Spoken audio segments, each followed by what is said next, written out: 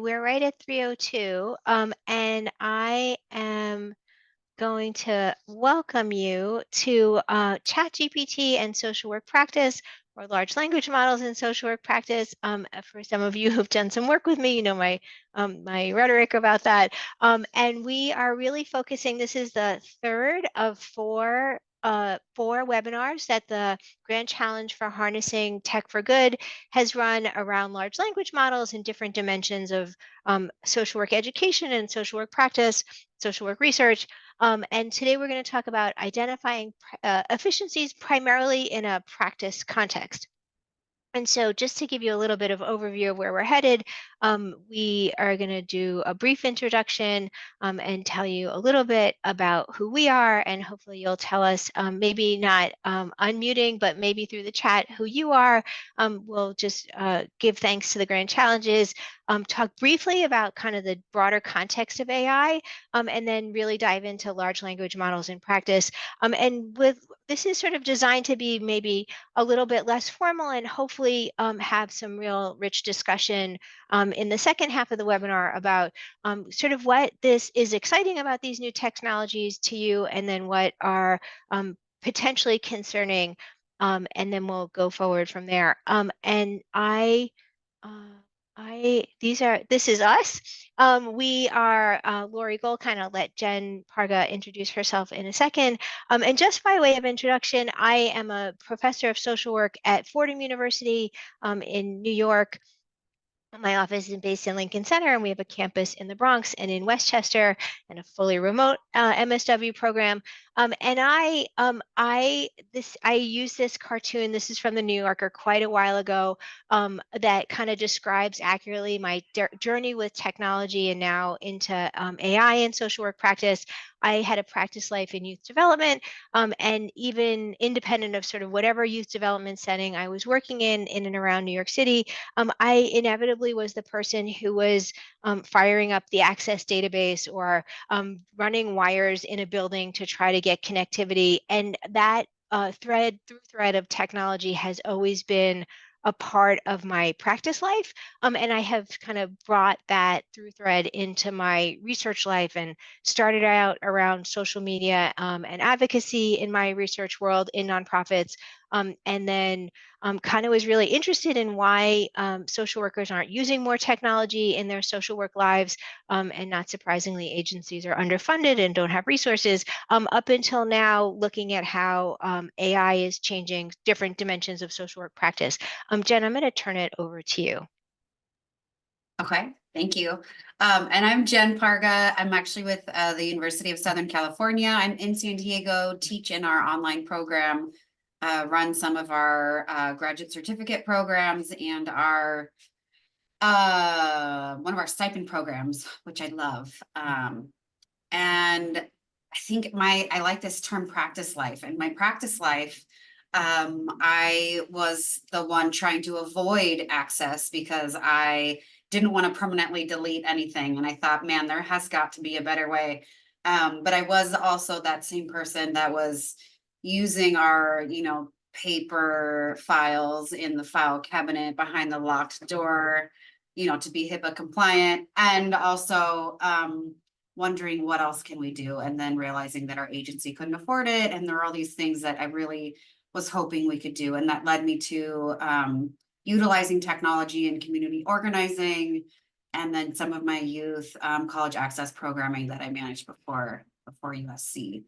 And I think, I don't know that I've had this battle per se, but I feel like mine has been more of this wanting to do more of what I want to do, and seeing that that technology could be a way to be out in the field more, to take care of tasks that I was, literally counting the lines of my Excel sheet until realizing there's all these formulas available and things like that. So just really identifying those ways to be able to spend more time doing the things that we love. And so that's why I'm excited about this topic today. Awesome. So maybe Jonathan foreshadowed this in the chat. We'd love to know who's in the room with us, and which is I think made a little more strange because we can't see you. If you could put in the chat your name, your pronouns, your title, and where you're zooming in from today.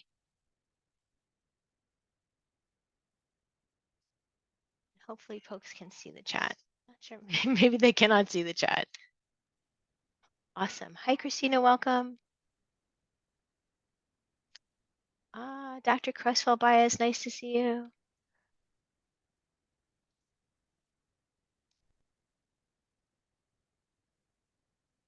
Awesome. Wonderful. So we're gonna dive into this brief overview. Welcome, Dr. Kennedy. We're gonna dive into this brief overview. Oh, sorry. Thank you for to the Grand Challenges for hosting our webinar today. We are co-leads along with Jonathan Singer, John Briku, Joanna Cresswell Baez, Serena.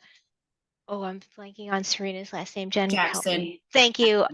And Steve Anderson from UIC. We are all co-leads of the Grand Challenges, Grand Challenge Harnessing Technology for Social Good. And we are very excited that you're able to join us. And it's great to see all of you here today in the chat. So just to sort of kind of situate the large language model explosion in a context, I think that I think that OpenAI, with the release of ChatGPT in 2022, made plain what progress has been made in the AI kind of development cycle. But people have been thinking about, I would say, primarily since the 1950s, but as far back as 1642, and maybe even with Copernicus, have been thinking about how to automate different mathematical ideas. And so, but AI development and codification really began in the 1950s when the idea of an artificial intelligence becomes a formalized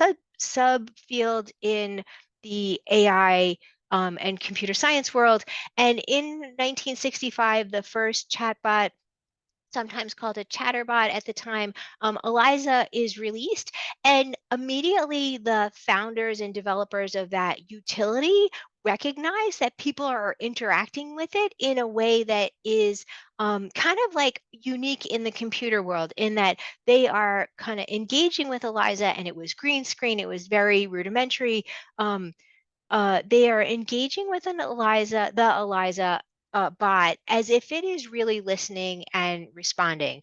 Thank you, Dr. Singer. I'm happy to share my slides after our talk. But and I guess it's also worth noting, and am very interested in how computer science is engaging in mental health and mental health treatment and mental health ideas.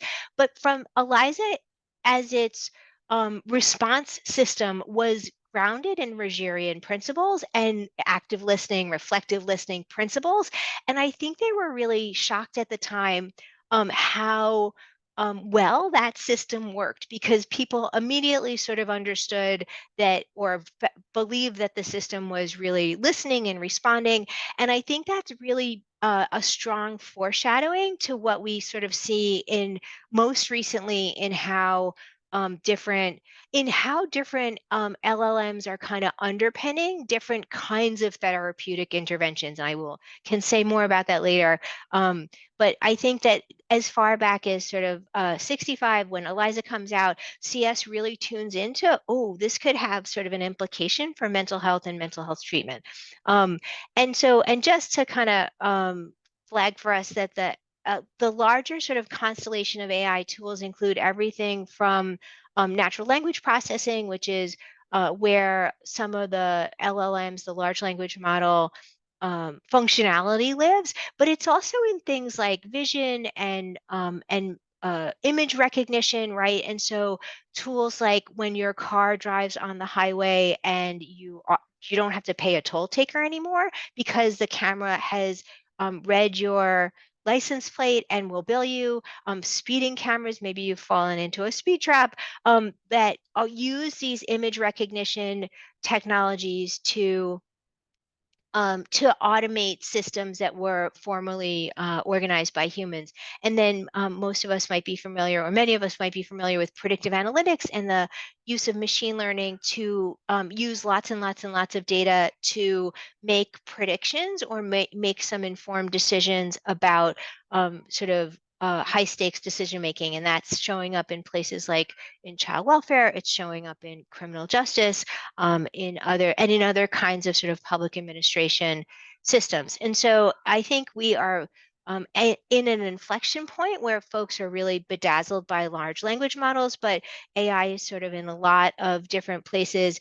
And I think is so embedded and infused in the systems that we engage with every day that it is sort of, unless you're kind of immersed in thinking about these systems and their implications, it's really kind of insidious how much AI has kind of infused itself into different in different ways into different things that we engage with daily.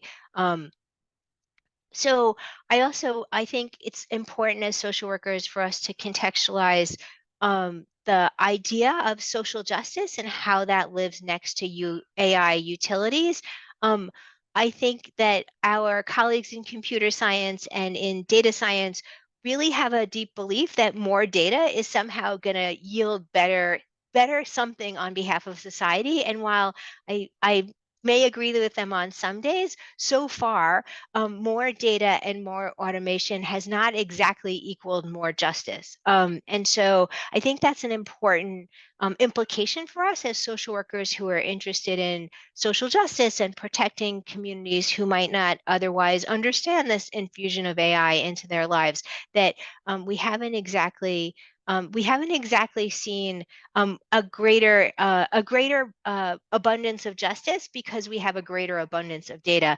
And I show this 2 plus 2 equation because we know that there are times when algorithms are not right, and that they make bad decisions or bad predictions or produce, as we'll see, maybe inaccurate outputs. And so I think that in the computer science world and in the social science, technology, and society world, that but there's a real phenomenon around folks having an automation bias where they really believe that computers are more accurate than humans, or algorithms are more um, fair than human beings. And but we know that in for folks who are sort of interested in algorithmic accountability and algorithmic justice, that the underlying data that feeds the systems, or the systems and their outputs, are only as good as the underlying data that is in those systems. And we'll talk more about that in a bit. Um, to bring us sort of more pointedly towards large language models and ChatGPT, my guess is that folks here have tried ChatGPT. In fact, you could throw into the chat if you yes or no, I've tried ChatGPT. Yes, I've tried it. No, I haven't tried it. That would be interesting for us to sample. My guess is that this group runs more towards having tried ChatGPT. Oh, yes, we have a lot of yeses. Hi, Julie. Good to see you. Um, and so, oh, we have some real active users. That's awesome.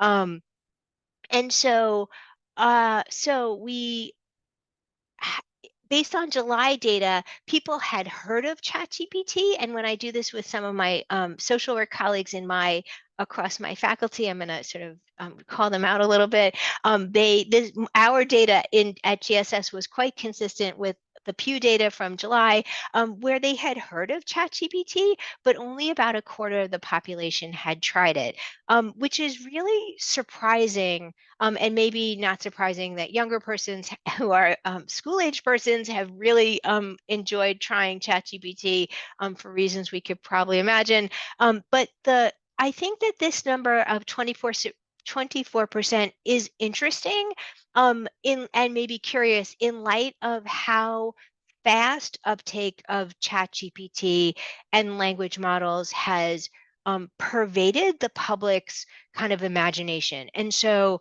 this just demonstrates the acceleration in time to the penetration of ChatGPT. Um, and so we're going to sort of turn our attention and our focus to more practical applications about how to use the language models in practice. So individual practice, organizational practice, and community practice. And I'm going to stop talking and turn it over to Jennifer.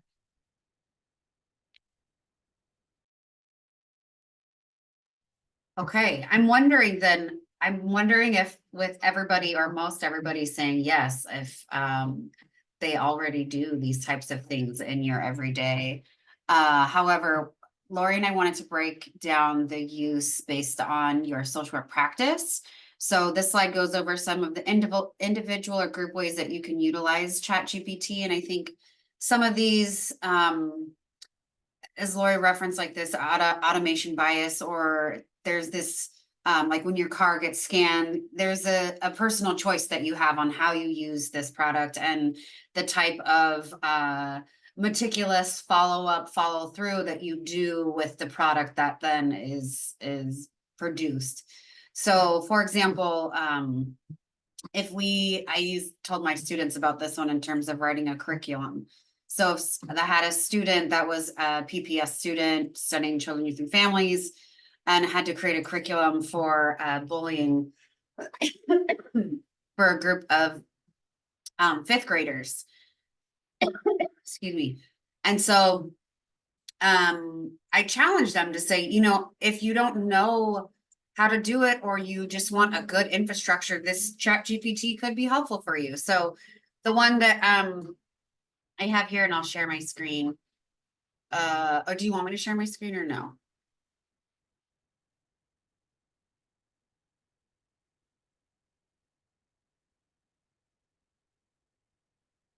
Man, can you say that again, but unmute? Oh, you're so generous. Yes, why don't you just pull it up? That's better. Okay. Okay. Um,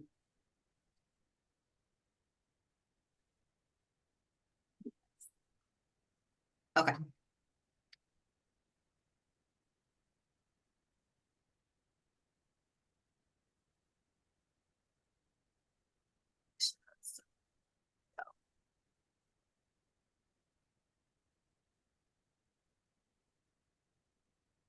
Okay, so as you can see, I think the curriculum for eighth graders on vaping, I guess I did a vaping example here. So within a few seconds, it populated a 10-week curriculum for eighth graders. It gave us introduction, health risks, social and peer pressure, gave us each of the weeks in terms of the outline, legal and ethical issues. And then, like I think we all do, we like to refine. And so let's say then with this example, we had to refine this into 5 weeks. So we had to cut it in half. So then it took that same prompt and then condensed the curriculum that was suggested previously. And it was interesting, looking at this from an analytical lens of seeing which pieces kind of got the boot or didn't receive a whole week. And some of it was the piece on addiction, the legal and ethical concerns kind of took a back seat. But it just highlights the fact that you do have that choice. There is that filtering process that you can do. Another example that we talked about is applying it to group settings. So being able to say, what are the best types of music for adult movement groups? And then really giving you ideas, upbeat pop, world music. Then you can think about the population that you're working with and think about customizing it to the clients that you're serving directly. And then making that customization again, how about for the oldest old? So we're not just talking about adults, but individuals that are aged 85 and above. So then it talks about different types of music and big band and swing and folk and relaxation and meditation, and how might that look.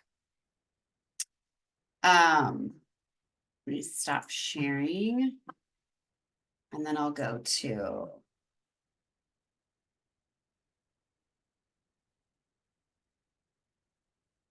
the organizational practice. I just need to switch my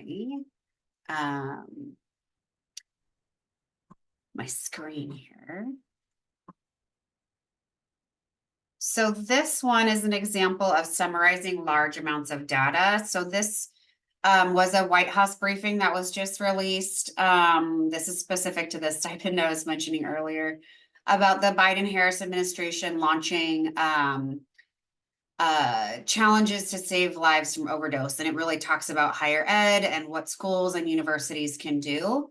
And so I populated the briefing and then asked for a summary and major bullet points.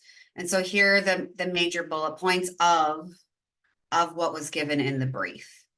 So you can definitely utilize it for summarizing information. And if you want to, right, you can go back and fact check in terms of what was the briefing. You can go back and see how accurate.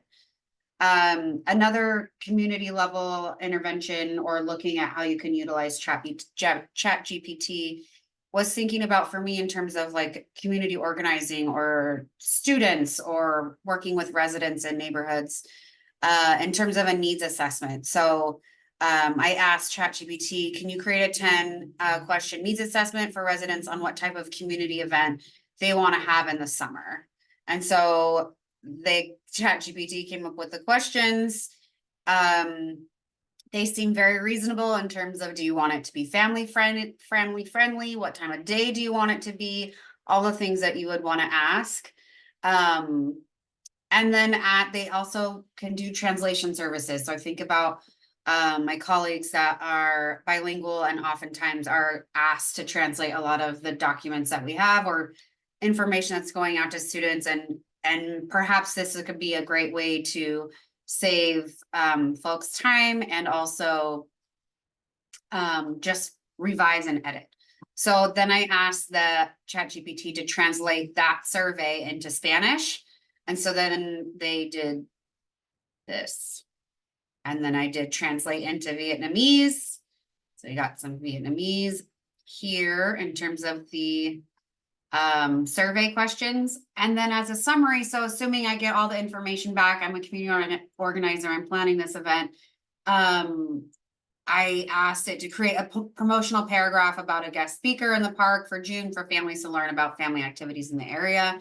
And then let's say this was for the website or for marketing materials. This is another opportunity. So stop sharing.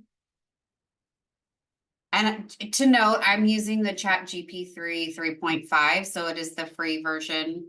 I haven't used the 4. I don't know, Lori, if you can share what differences are between 3 and 4. Yeah, it sounds like our audience is relatively habituated to ChatGPT 4. And so Oh, I'm gonna just hang on, let me just grab my note. And I was thinking about we were thinking about ChatGPT and organizational practice. I'm gonna put this up for us. Um, and I think for folks who are teaching program development or who are working with agencies interested in program development, this is GPT-4. It is $20 a month. There is sort of an equity issue embedded in this, and we can talk about that in a few minutes.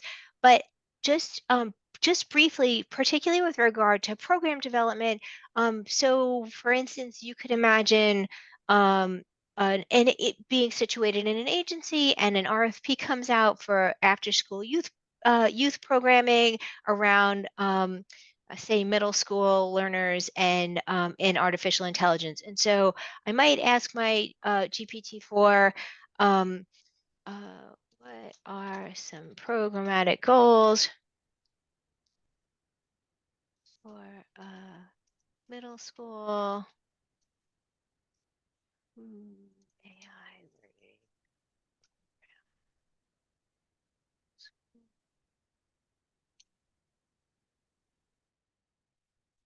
learning. And it was the nice thing, and you guys probably know this, but the nice thing about the GPTs and the language models is that they operate on an iterative process. And so it will know from question over question in a particular thread or session how to evolve a particular answer. So it's writing a programmatic framework for AI and middle school in a middle school environment. Let's get rid of this so you can see it. And it is I personally think that the GPTs are kind of verbose, but so it's going to give us a lot of programmatic objectives.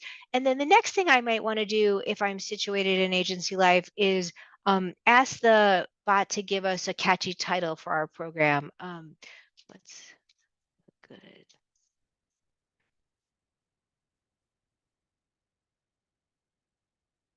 And thankfully, it's quite forgiving about spelling errors.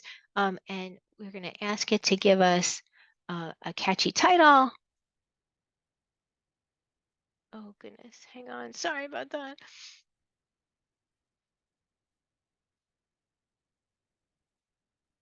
Let's turn to a catchy program title. This program.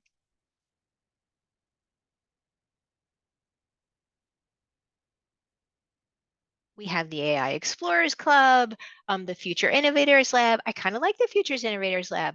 And so what I think is interesting about the paid version, particularly for agencies that are in low resource setting, which might be all of our human service agencies, you can take the output from the for example, from the name and move over and say, oh, I'd really like to design a logo for my program, right? Where for $20 a month, instead of engaging a graphic designer, a program could say, let's make a logo for a middle school, after school AI learning program called Future Innovators. Can you make logo for the Future Innovators AI Lab for middle schoolers. And so Logo Generator is a plugin that you can, if you decided that you like it, and you guys probably know this, but if you decided that you like it, you can pin it on your navigation. But in the meantime, it will it asks you some questions about how you want our logo to look. And I sort of am a bright colors kind of human. And then it will ask us how we're going to balance simplicity versus intricacy. And we're going to go sort of maybe to a 4. And then it will offer us some designs that we can then kind of adapt for our own purposes. And you can ask it to make a style guide. Let's go purple and yellow. That sounds kind of nice. And offering a range of options. And so you could imagine in agency life, let's see, we're going to ask it for 9 logos.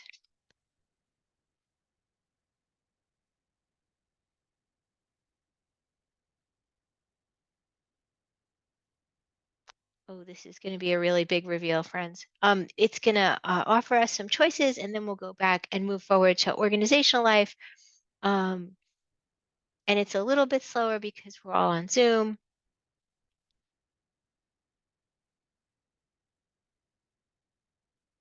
And I guess while this is kind of the flux capacitor is moving, oh, here we go. Here, we're going to get rid of our ratings.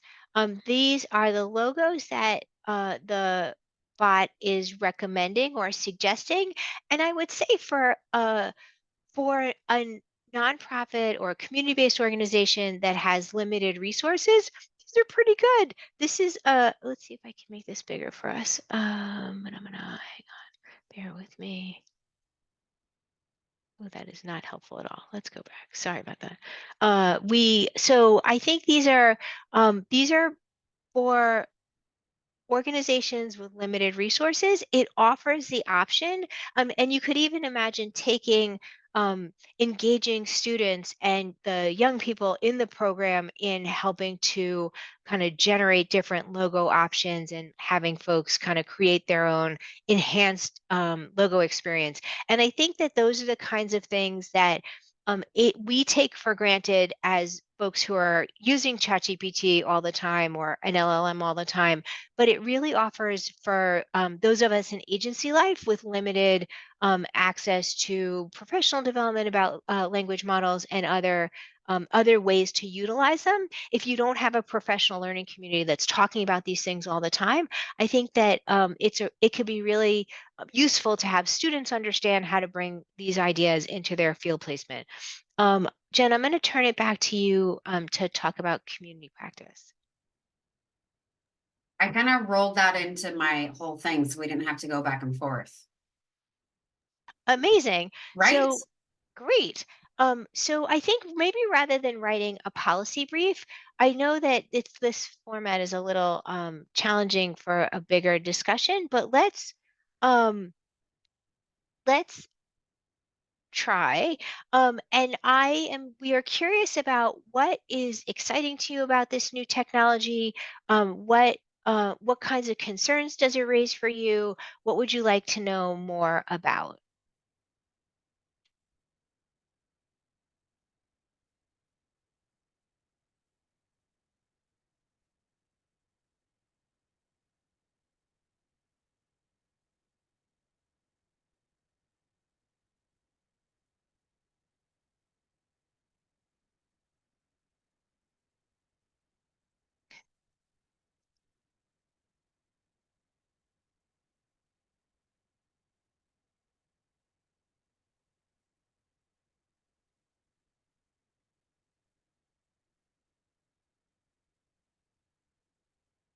Kira, maybe you could tell us, are people able to unmute so we can hear them rather than typing? I was just putting in that chat. So it Amazing. seems I was digging through the settings. It doesn't seem like I can just take off the setting letting everyone talk, but if you raise your hand, I think we can unmute you.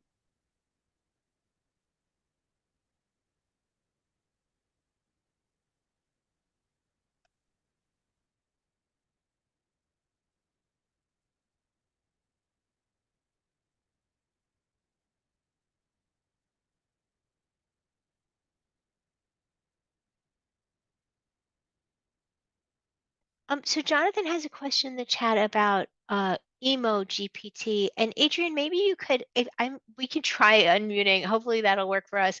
Um, or raise a hand and we can try and unmute you so you can respond. Amazing. Oh, and look, I can even see you. Here. Oh, you can see me? Amazing. Okay, great. I don't think I can turn my camera off, but as long as you can hear me, that's great. Yes. Um, I'm not sure what the question was, but I did share in the chat that I created a GPT. So a while back, I guess it was the end of last year, ChatGPT put out like a message that they were allowing folks to create like specialized GPTs, like what you showed us, Mhm. like the logo generator and those things. So I have been working in education in the field of professional development, specifically around trauma responsive care and social emotional learning. And so Emo GPT kind of came out of that. It's a tool that can be used in a lot of different ways. For professionals, it can create curriculum. I've used it to help like a middle school teacher create a SEL lesson for her classroom. It can also be like a companion. I've heard folks who have used it say that they, were dealing with a difficult situation at work and went on to Emo GPT and kind of used it as a coach to help them process feelings. You can even role play conversations, difficult conversations that you might have coming up. So it can provide, I'm really excited about the support that it could provide to individuals. Of course, it's not a substitute for therapy or professional resources, but it could definitely be something that is easily accessible to people immediately who just need to process some feelings or conversations that they need to work through.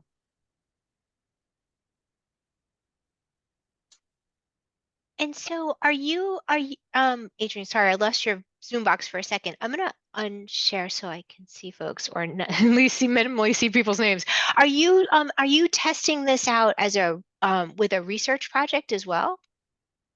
I am not. This was kind of just an offshoot of a project that I was working on as a result of the work I was doing in the field. Mhm. I'm actually not in education anymore. I'm back in child welfare, but this was just a passion project. But I definitely would be interested in working with someone if they wanted to do some kind of a research study or a test case with it. I'm definitely open to that. Amazing. I maybe you'll put your email in the chat for us so we can find you. Sure, absolutely. And And I think, I oh, think my sorry, Jonathan. question, no, it's okay. So I think my question specifically was, so, Adrian, I tested out the emo GPT. I thought it was great. The response, the content was great. The way that it responded was really nice. And I guess the question is, so you've created this. If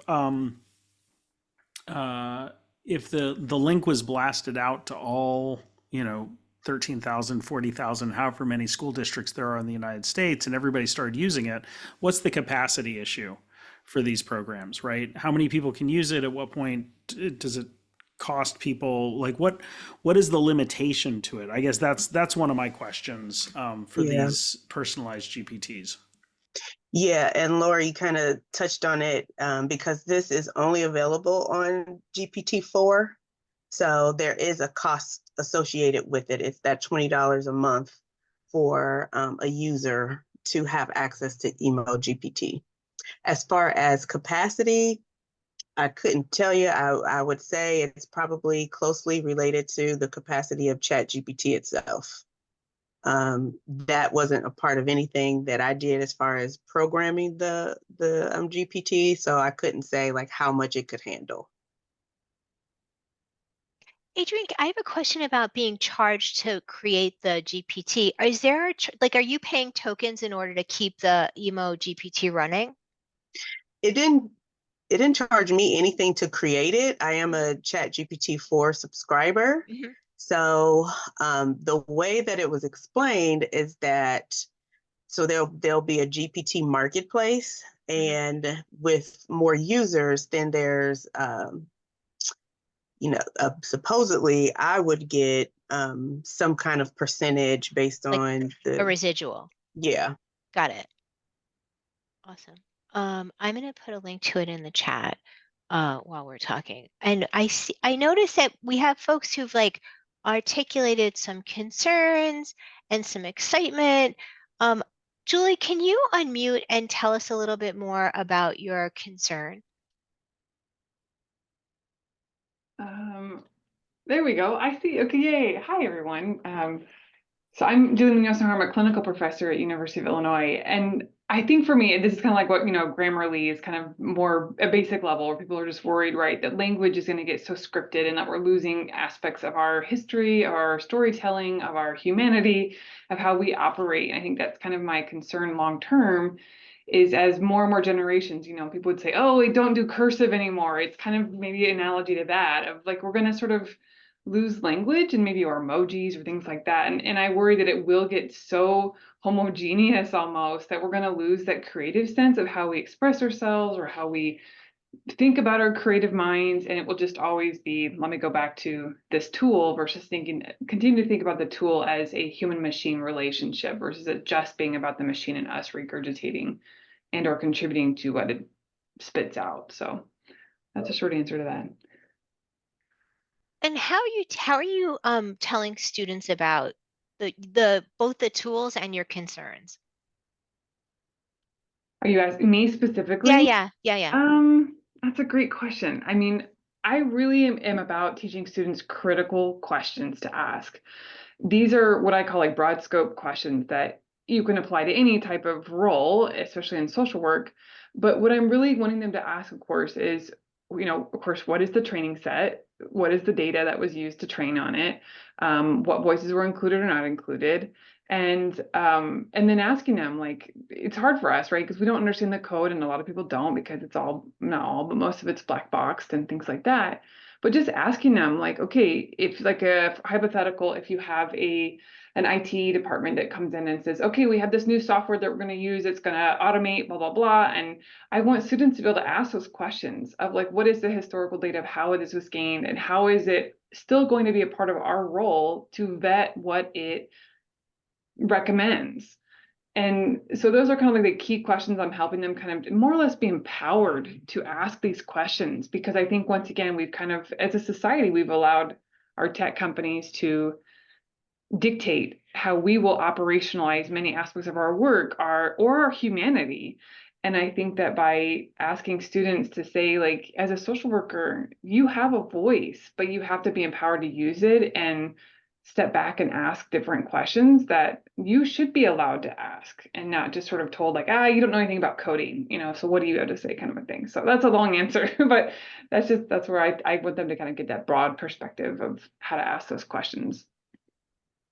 Thanks, Julie. It's really helpful. I mean, I think that part of what you're describing is critical thinking. And hopefully we're all imparting to students the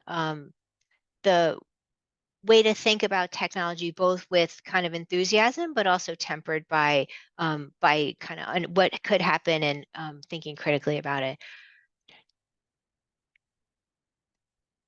Yeah, I love the Turing test. I think that we are in a really fluid time where people are trying to wrestle with the balance between automation and its potential, and how much human should be in the human in the loop equation. And I think it's really exciting. But it's also a time where, like, it's really important, I think, for us to both, for ourselves as scholars and teachers, figure out how to make use of these utilities, complemented by sort of how and what are we conveying to students.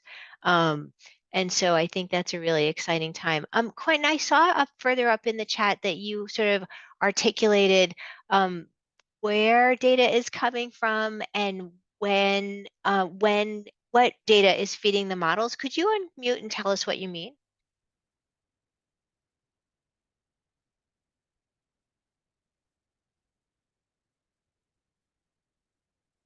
And maybe Quentin is not with us, or has stepped away. Oh, he doesn't know how to unmute. Kara, can you help us?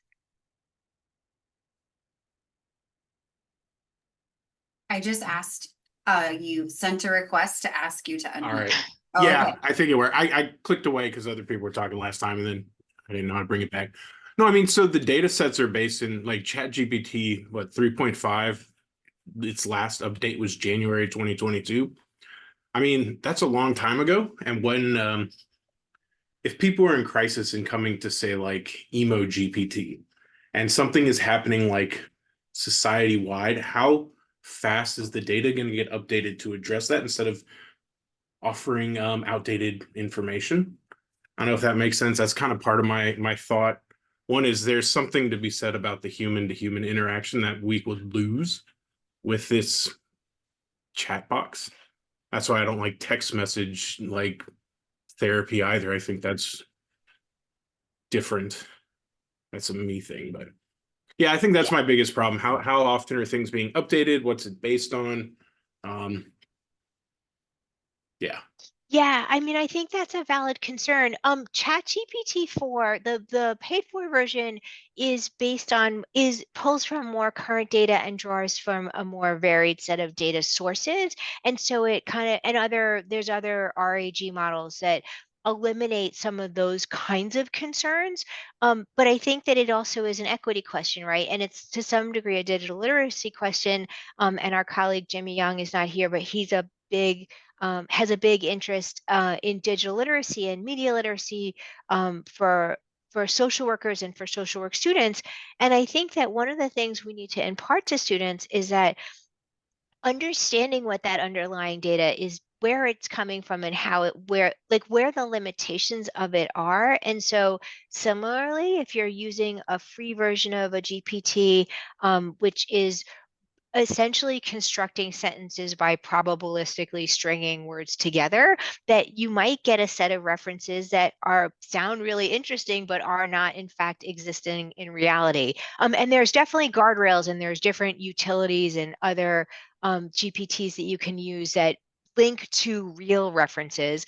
And there's a recent article in it's the International Social Work Ethics Journal, and I can find it while we're talking, about one of the editors had an unfortunate, inaccurate experience with a unpaid version, a free version of a GPT, and documented that experience. And we, as a sort of a letter to the editor, offered a counter to how, as a academic or even for students, I think we want students to understand that they can use these tools in a way that is sort of responsible and ethical, to in ways I think that is really useful for agencies and for students and for folks who are out in practice, to use and have access to information in a way that is ethical and responsible. And Quentin, I hear you about the SMS therapy, but I think that might be a different webinar. Yeah, no, that's a whole nother thing. Yeah, I fair, can appreciate that. fair. Yeah. Yes, challenging. I wonder, I'm just reading back through our comments.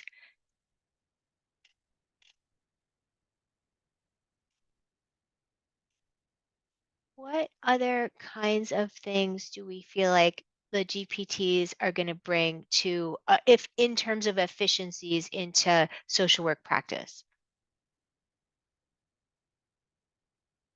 And if you raise a hand or put up the raised hand, we will be able to figure out how to unmute you.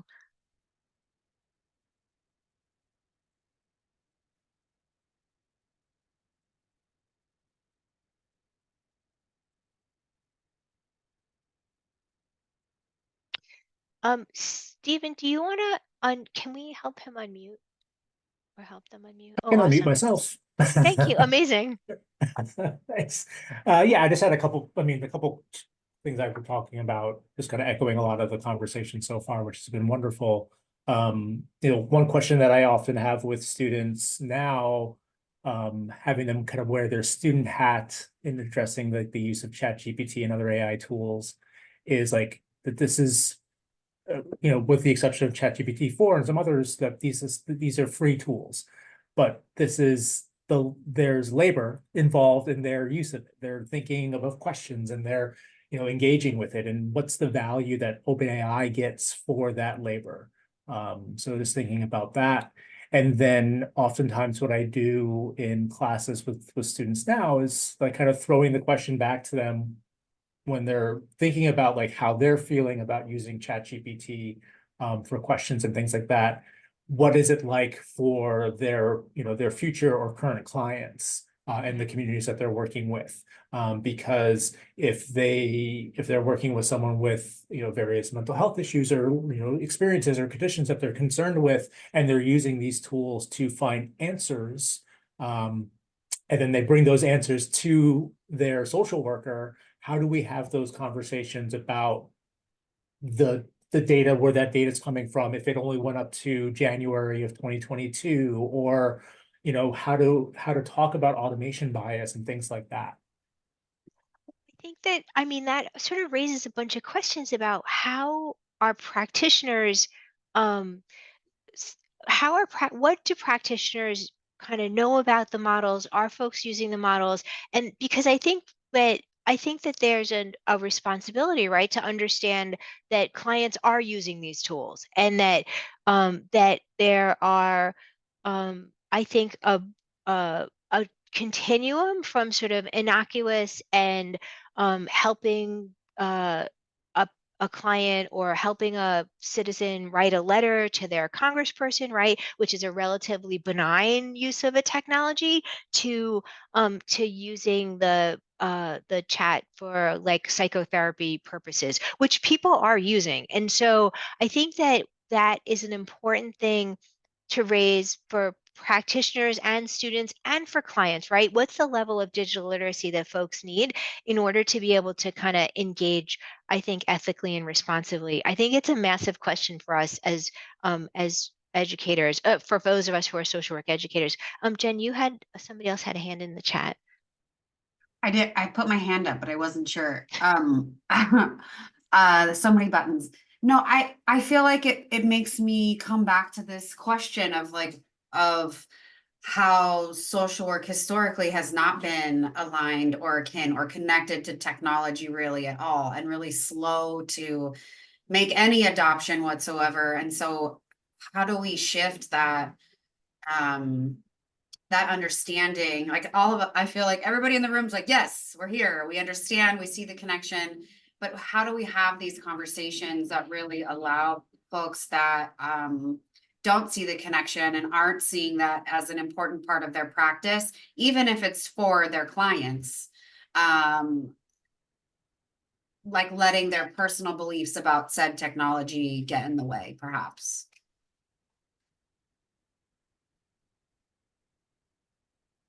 And climate impacts.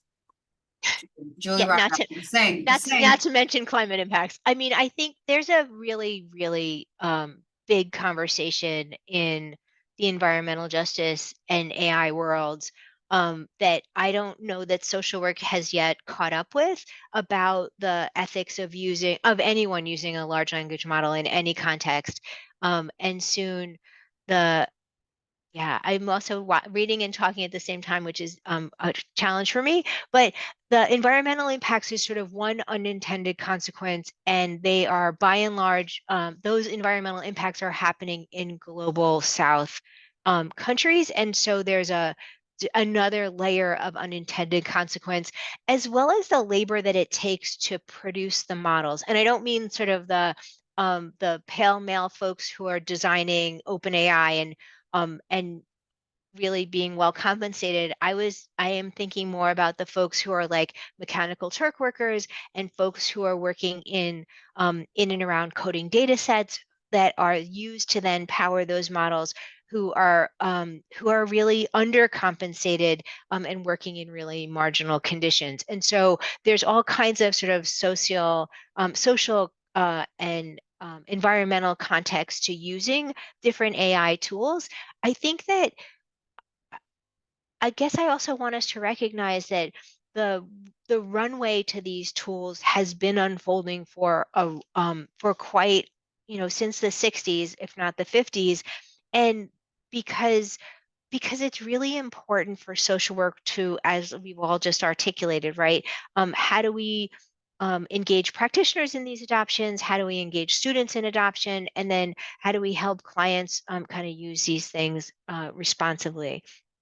And just to Quentin's point in the chat about mental health tools and AI and automation in mental health tools, CS has been coming for mental health for a really long time, and in all across sort of the therapeutic cycle, from the perspective of, can you fully automate services? So in regards to things like um, automate avatar therapy and having chat replace a traditional therapist, to automating the therapeutic process on behalf of practitioners. And so there are systems that, maybe as soon as ChatGPT came out and the language models kind of got unveiled, systems started to pop up where you're recording a session and putting it on a platform backed by a large language model that produces progress notes. And there are not just one of those systems, there are many of those systems, and the ethics of those systems and who keeps the data from those systems is really, I think, challenging for us to using language models for the purposes of understanding treatment fidelity and training and role plays for newer practitioners and future practitioners, right? So in classrooms, I think that there's a real pervasive influx of how these tools are showing up across practice settings that we are kind of just starting to understand. Um, we have a few minutes left. Does anybody have a burning question that they came in with that we haven't talked about yet?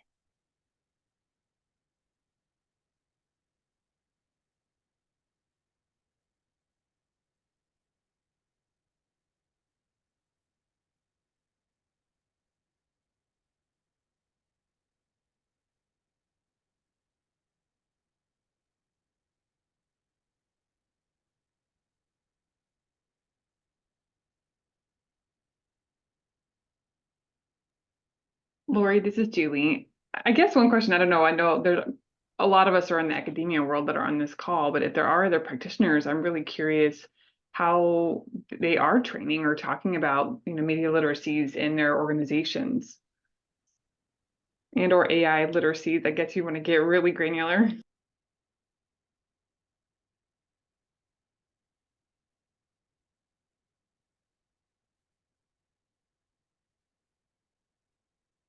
Folks, do we have practitioners in our Zoom room today?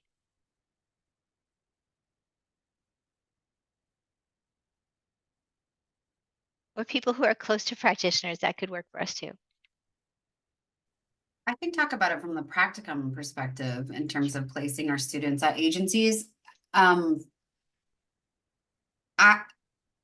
It's more likely than not that agencies, I'm sorry, I find it more that agencies are only training their interns on what they need to know for the organization in terms of like proactive, what do we think about the future of? That's not really something that is being addressed or even really considered in terms of digital literacy or their understanding of technology and the impact on their clients. I haven't really seen any organization other than our ones that do something around telehealth. We have a crisis text line, agencies like that are already utilizing technology as a part of their modality, but nothing from any of the ones that I know of that are in person, operating in person. Yeah, I suspect that uh, agencies are not able to offer professional development because they have yet to kind of figure out their own values and knowledge around how these systems should unfold in an agency setting. And I think it's really a challenge. It's a challenge for um, it's a challenge for leaders who have to decide sort of how much AI to let into an agency and then in what sort of organizational context. We are take about this. Oh goodness. That social media use question is so frustrating. Stefano, I hope I'm pronouncing it right, has a question in the chat about agencies asking folks about their online life. And there's a really wonderful article that came out of pediatrics maybe 10 years ago at this point about creating a biopsychosocial digital. And I think Jonathan Singer also he's with us today, has a chapter on the biopsycho digital or some version of that. And it just has no traction. Like I don't understand why it doesn't have traction. And it's as if this is a separate cutoff space that our clients don't engage with. It's really a kind of, I think, a frustrating, intractable problem that there's not a systematic way to kind of organize the collection of information about someone's online life. It's really challenging. And I can send you both of those papers, the Jonathan's chapter, and I can send you the pediatrician's article. It was in a journal about the biopsychodigital. And actually, we have another colleague who is interested in that element of digital literacy for agency practitioners, who's also working on that same issue. Yes. Awesome. I am going to wish you a good afternoon and evening. We are right at 4 o'clock. We will send you the recording.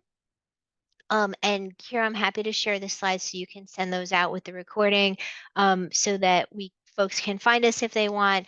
Thank you for spending your time with us. And we will wish everybody a great day. Thank you. Thank you.